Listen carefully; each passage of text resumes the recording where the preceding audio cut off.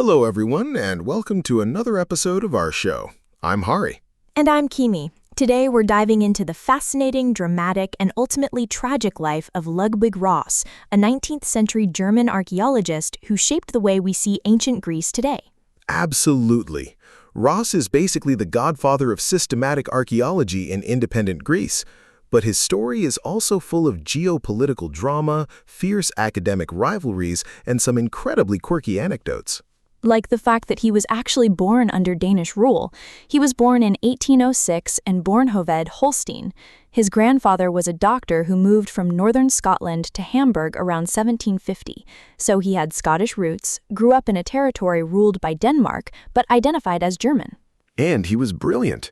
He got his PhD in 1829, focusing on Aristophanes' play, Wasps. He had to apply twice for a Danish royal scholarship before finally getting funded to travel to Greece in 1832. And his timing was impeccable. He arrived in Napoleon just 2 weeks before the National Assembly confirmed Bavaria's Prince Otto as the King of Greece. Yes, this kicked off the period known as the Bavarocracy, where Northern Europeans, especially Bavarians, heavily dominated Greek government and institutions. Ross quickly found favor with the young King Otto, but this favoritism would eventually cause huge, lasting tension with native Greek scholars. True, but before the drama, Ross did some incredible work. Did you know he actually organized Olympic-style games in 1833 and pushed the Greek government to issue a decree in 1837 to re-establish the Olympic Games in Pyrgos, long before the modern Athens Games? I didn't realize that. And he was so strictly protective of antiquities. When he traveled with the Danish consul Christian Falby, Falby complained that Ross's zeal to keep everything for the state made it impossible to acquire any souvenirs. Ross was a preservationist to the core. In 1834, Ross was appointed E4 General of Antiquities, put in charge of all archaeology in Greece. This bypassed Kyriakos Patakis, a self-taught native Greek archaeologist, which ignited a lifelong feud between them. But Ross's work on the Acropolis was historic. Under him, the Acropolis actually became the first archaeological site in the world to charge an entrance fee in 1835. That is a great trivia question answer. He also played a huge role in planning the modern layout of Athens. There's a lovely story from Hans Christian Andersen, who visited Ross in 1841. Ross apparently stopped developers from cutting down a palm tree in the middle of Hermes Street. Andersen named it Ross's Palm. I love that. But Ross's biggest archaeological claim to fame was the Temple of Athena Nike. During Venetian sieges, it had been dismantled and turned into a military bastion. Ross demolished the modern bastion, found the scattered pieces, and reconstructed the temple between 1835 and 1836. It was the first full reconstruction of a classical monument in Greece. Though, to be fair, later scholars criticized it for being done in a rush and using modern materials a bit too loosely. Still, it was a monumental achievement. But while he was uncovering history, his professional life was unraveling due to the Naval Records affair. Ah, yes. In 1834, they found inscriptions detailing ancient Athenian naval finance. Ross studied them and sent sketches directly to the German scholar August Boeck for publication before ever getting official Greek approval. Patakis and the Greek press, already hostile to foreign dominance, went absolutely wild. The public pressure forced Ross to resign as F4 general in 1836. It was incredibly bitter. Patakis even locked Ross out of the Acropolis when he tried to return to study.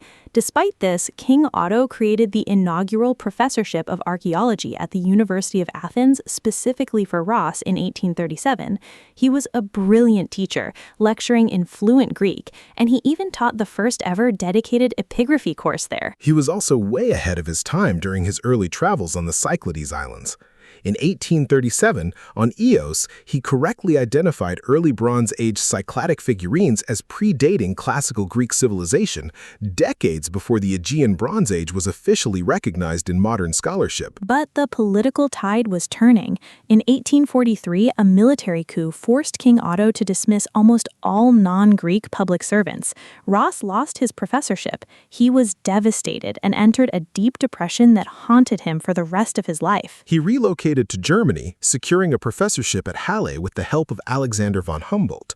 Interestingly, in 1854 rather than 1845, an Arabist mentioned an English visitor named L. Ross at Petra in Jordan. Some scholars tentatively suggest this may have been our Scottish-descended Ludwig Ross, though this is only a hypothesis and not a consensus. At Halle, though, Ross was quite isolated. He argued that Latin was a direct linguistic descendant of Greek, actively rejecting the emerging field of Indo-European linguistics. He also argued that Greek art relied heavily on Egyptian and Near Eastern models, which clashed with the mainstream belief in pure, isolated Greek genius. His health deteriorated rapidly. In 1847, he married Emma Schwetschke, but soon developed a painful, debilitating illness, which modern historians suspect was syphilis. Combining physical agony with severe long-term depression, Ross tragically took his own life on August 6, 1859, at only 53. It's a deeply sad end to a brilliant life, but his legacy is immense. His systematic methods laid the foundations of Greek archaeology, and his publications of inscriptions were crucial.